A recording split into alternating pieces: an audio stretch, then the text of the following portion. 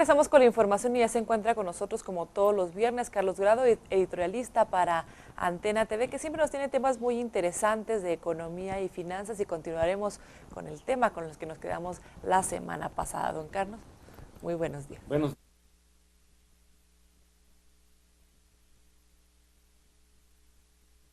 Nos quedaron muchos temas en el aire porque estábamos hablando de las fuertes inversiones que se anuncian para México, pero también las fuertes inversiones que se anuncian para Chihuahua. Así que continuamos con este tema, con el tema de los gasoductos.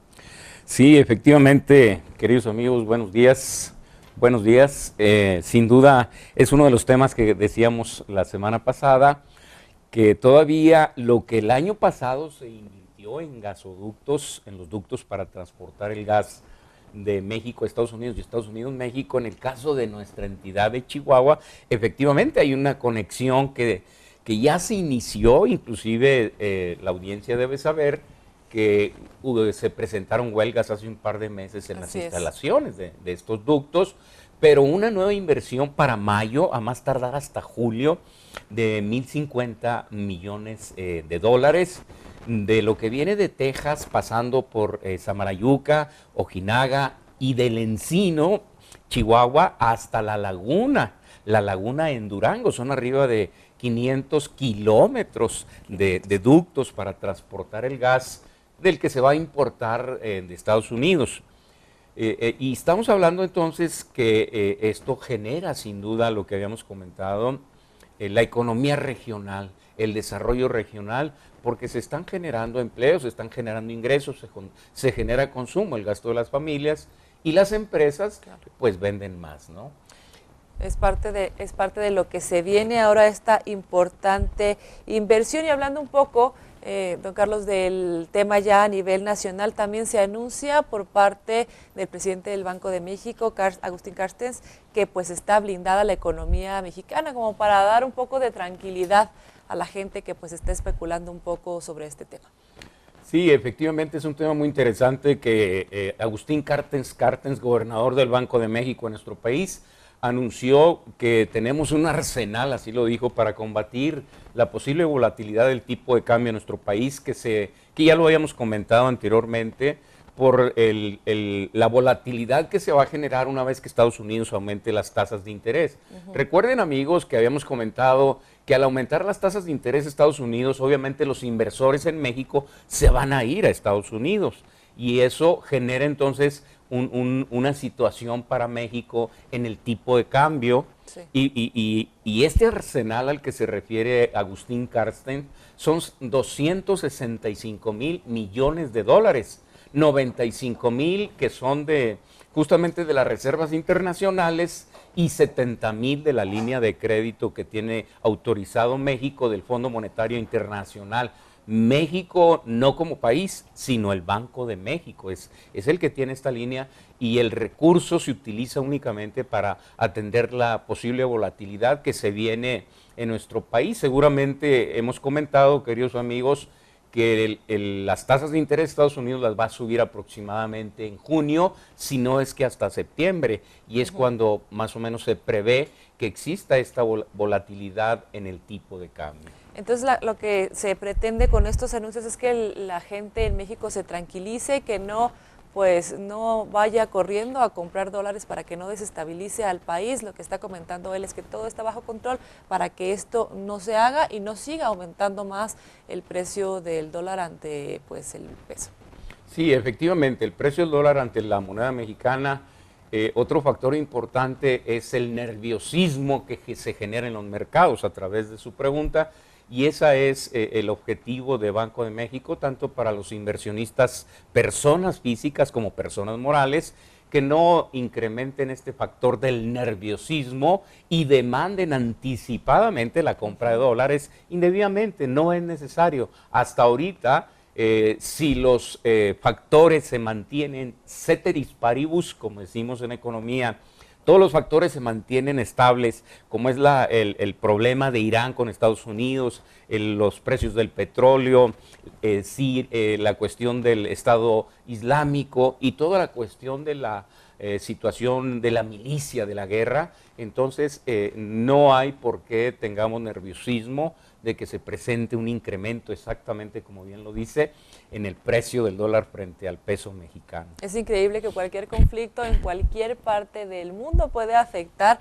la economía de los países y pues es una cadena, puede afectar la economía de un país que uno pudiera creer que no tiene nada que ver. Nosotros, por ejemplo, que tenemos que ver con el Estado Islámico, somos un país muy respetuoso en todos esos temas, pero pues bueno, si tiene un conflicto con Estados Unidos, afecta la economía de Estados Unidos y esta a su vez la de México, y así se va la cadena. Sí, efectivamente, es una gran correlación que tiene México con Estados Unidos, del 86% en términos del comercio internacional, y Estados Unidos es la hegemonía de la economía global, y entonces cualquier correlación que se tenga con cualquier zona económica del mundo, en la zona del Medio Oriente, en la zona europea, en la zona Latinoamérica, afecta sin duda la economía global y principalmente Estados Unidos, y ahí es donde tenemos la correlación nosotros. Efectivamente, nosotros, ¿qué correlación tenemos, por ejemplo, con Rusia?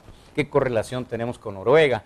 En términos cuantitativos de comercio es mínimo, casi no es nada, pero eso es lo que sucede, lo que usted comenta. La correlación con la hegemonía más fuerte del mundo, que es la de Estados Unidos, y por eso es que nosotros nos vemos afectados con estos fenómenos y estos esquemas macroeconómicos. Con ese tipo de conflictos. Y por otra parte tenemos un estudio pues bastante interesante que está sacando el Banco de México en cuanto a las pequeñas y medianas empresas. Sí, efectivamente, Banco de México en esta semana elaboró el reporte sobre las condiciones y competencia de otorgamiento de crédito a las pymes, pequeñas y medianas empresas. Recuerden, queridos amigos, que el Diario Oficial de la Comunicación, el Diario Oficial de la Federación establece 4 categorías en cuanto al tamaño de la empresa: micro, pequeña, mediana y grande. Este estudio no contempla lo que es el extremo, tanto la empresa grande como la microempresa, y nada más se refiere a lo que son las pequeñas y las medianas.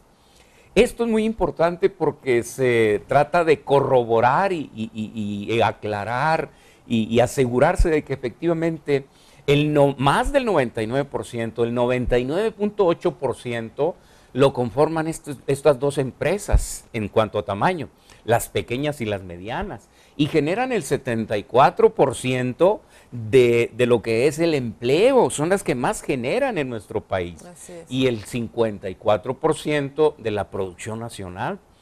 Este estudio que realizó a cabo el Banco de México detecta que las tasas de interés en términos de promedio ponderado hasta el año 2009 se ubicaban en el 13 y fracción por ciento, y ahora el 2014 ya bajaron al 11%. Y esto es efecto por la reforma financiera que se implementó en nuestro país. Además, también las empresas de estas categorías, pequeñas y medianas, eran alrededor de 300,000 las que solicitaban créditos bancarios. Hoy solicitan crédito alrededor de 500,000 empresas. En total son alrededor de 4,300,000, o sea que un 10% del total de estas empresas, de los 4,300,000, 500,000, aproximadamente un 11%, son las que tienen líneas de crédito autorizadas con el banco. Okay. Las otras obtienen financiamiento únicamente a corto plazo para su capital de trabajo, es decir, con proveedores nada más y a altas tasas de interés. Ahora bien, lo que dice el estudio es que la empresa, entre más pequeña sea, menos oportunidades va a tener de financiamiento bancario, porque no tienen la cultura empresarial, no tienen estados financieros, no tienen implementado modelos de tecnologías de información, de recursos humanos, de cuestiones legales, y bueno, pues eso las hace más vulnerables, y obviamente, entre más pequeña sea, menos cultura empresarial, menos capacidad de crédito. Ahí lo que sí es muy importante es que Nacional Financiera otorgue el modelo de garantías a través del gobierno federal para que puedan ser sujetas de crédito estas microempresas. Como en todo, hay que iniciar por la capacitación y el entrenamiento para que estas empresas pues sean de las que se salven, que pasen estos 2 años que de la creación de las empresas. Si pasan las empresas de 2 años, pues muy seguramente pues continuarán, probablemente con bastantes problemas, pero continuarán su camino. Pero lamentablemente estas micro, pequeñas y medianas empresas que se crean, pues en 2 años simple y sencillamente ya no existen, porque pues no pudieron con el paquete, por así decirlo. Efectivamente, aproximadamente el 86% del total de las nuevas empresas, el 86% muere, desaparece de los mercados en la curva de aprendizaje, se quedan en bebés, en 2 años muere, efectivamente. Y el 18% sigue de tamaño de empresa en el mismo nivel y a lo mejor crece un poquito a pequeña y luego a mediana. Va escalando un poquito con los años. Así como es. siempre, un placer platicar con usted el viernes. Nos deja claros muchísimos puntos. Lo esperamos el próximo viernes con más información de finanzas. Y vamos a un corte comercial, es breve y regresamos con más aquí en Antena Informativa, primera edición. Acompáñenos.